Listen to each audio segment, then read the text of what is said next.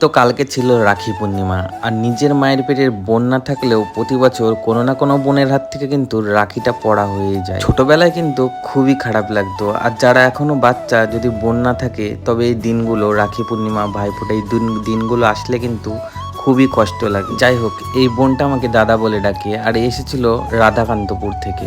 আর এই যে দুটো পুচকিকে দেখছো, এটা আমাদের বাড়ির পাশে। তবে এই ছোটটা কিন্তু আমাকে দেখে প্রচন্ড ভয় পায়। আগের বছর রাখি পড়াতে এসে ভয়ে রাখিটা আমার গায়ে ছুঁড়ে মেরে পালিয়েছিল।